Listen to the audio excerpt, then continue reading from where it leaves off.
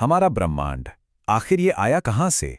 ये एक ऐसा सवाल है जो शायद हम इंसान सदियों से, जब से हमने ऊपर आसमान की तरफ देखना शुरू किया है, तब से पूछते आ रहे हैं। और जानते हैं, इस सबसे बड़े सवाल का जवाब ढूंढना एक बहुत ही रोमांचक सफर की तरह है। हाँ, कभी-कभी ऐसा जरूर लगता है कि हम एक बंद गली में पहुंच गए हैं। ये जो लाइन है ना, ये नासा के एक एरर पेज से ली गई है। लेकिन आज जो हम समझने वाले हैं उसके लिए ये एक परफेक्ट शुरुआत है। देखिए, इवेंट होराइजन एक ऐसी बाउंड्री होती है जिसके पार से कुछ भी वापस नहीं आ सकता, जैसे किसी ब्लैक होल का किनारा। और हमारे ब्रह्मांड की शुरुआत भी कुछ कुछ ऐसी ही है। एक बहुत बड़ा रहस्य, एक तरह का कॉस्मिक कोल्ड केस, जिसे आज हम सबूतों के धागे जोड़कर सुलझाने की कोशिश करेंगे। तो चलिए इसमें और गहराई से उतरते हैं। देखिए, किसी भी अच्छी जासूसी कहानी की तरह हमारी ये जांच भी पहले और सबसे बड़े सुराग से ही शुरू होती है। और ये सुराग है हबल का नियम। यह हमें बताता है कि ब्रह्मांड की दूर की चीजें हमसे दूर जा रही हैं, और जो जितनी दूर हैं वो उतनी ही तेजी से दूर जा रही है। इसे ऐसे सोचिए जैसे गुब्बारा है जिस पर हमने स्याही के कई डॉट बना दिए हैं। अब जैसे जैसे गुब्बारा फूलेगा, हर डॉट दूसरे से दूर होता जाएगा। इसका कोई सेंटर नहीं है, बस सब कुछ हर चीज से दूर जा रहा है। हमारा ब्रह्मांड भी ठीक ऐसे ही फैल रहा है। अब यहीं पे एक बहुत ही सीधा लेकिन बहुत गहरा लॉजिक काम करता है। अगर आज सब कुछ एक दूसरे से दूर जा रहा है, तो जरा सोचिए, अगर हम समय की इस फिल्म को उल्टा चलाएं तो फिर हर आकाशगंगा, हर तारा, सब कुछ वापस एक ही पॉइंट पर आकर मिल जाएगा। एक ऐसा शुरुआती पॉइंट जो अविश्वसनीय रूप से गर्म और घना था। और अब आता है हमारा अगला सबूत। ये किसी स्मोकिंग गन जैसा है, मतलब एक ऐसा पक्का सुराख जो हमें सीधे समय में पीछे झांकने का मौका देता है। इसे कहते हैं कॉस्मिक माइक्रोवेव बैकग्राउंड, या शॉर्ट में सीएमबी। ये असल में बिग बैंग की बची हुई गर्मी है, उसकी बाद की चमक। आप इसे ब्रह्मांड का जीवाश्म विकिरण भी कह सकते हैं। ये हमारे ब्रह्मांड की बिल्कुल शुरुआती अवस्था से मिला एक ऐसा सबूत है जो आज भी हमारे चारों ओर हर दिशा में मौजूद है। ये टाइमलाइन दिखाती है कि सीएमबी का बनना ब्रह्मांड के इतिहास में कितना बड़ा टर्निंग पॉइंट था। इससे पहले ब्रह्मांड एक बहुत ही घने गर्म सूप या कोहरे जैसा था, इतना घना कि रोशनी उसमें फंसी रहती थी, बाहर नहीं निकल पाती थी। लेकिन करीब 3,75,000 साल बाद जब ब्रह्मांड थोड़ा ठंडा हुआ तो ये कोहरा छट गया और रोशनी आजाद हो गई। और वही रोशनी आज अरबों साल का सफर तय करके सीएमबी के रूप में हम तक पहुंच रही है।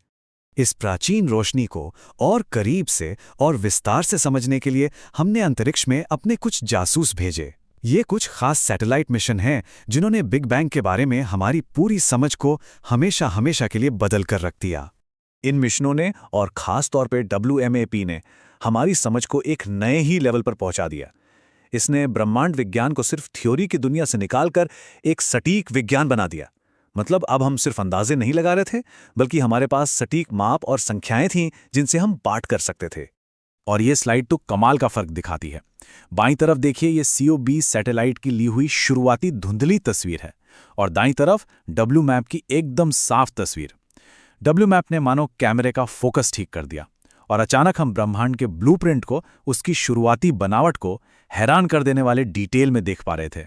WMAP के डेटा का असर इतना जबरदस्त था कि साइंस मैगजीन ने लिखा, पिछले कई दशकों के सभी तर्क एक ही झटके में सुलझ गए।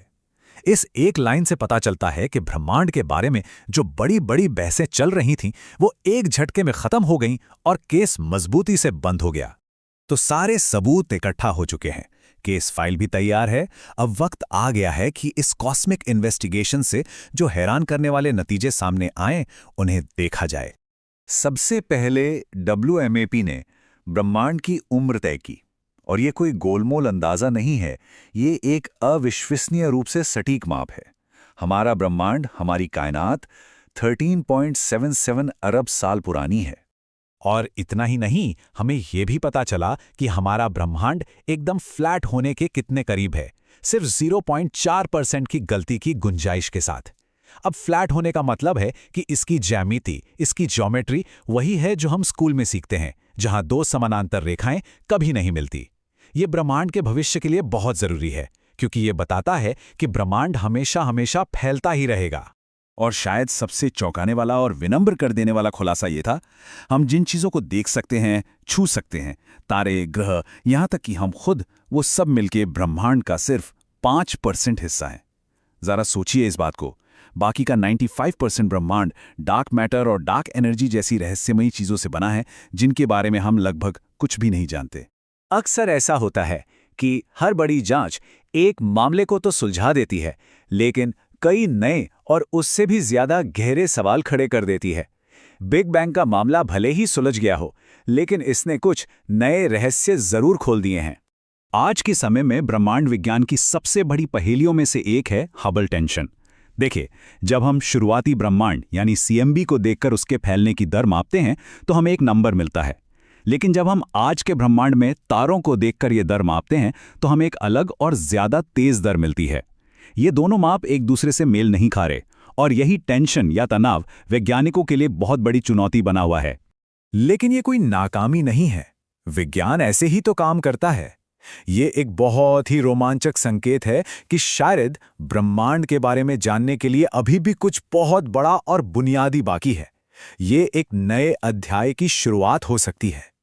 तो हमने ये तो सुलझा लिया है कि ब्रह्मांड कैसे शुरू हुआ। हमारे पास एक मजबूत थियरी है जो ठोस सबूतों पर टिकी है, लेकिन कुछ बहुत गहरे रहस्य आज भी हमें चुनौती दे रहे हैं। और यहीं हम वापस उस इवेंट होराइजन पर आ जाते हैं। बिग बैंग सिद्धांत हमें उस पहले क्षण तक तो ले जाता है, लेकिन उससे ठीक 1 सेकंड पहले क्या था?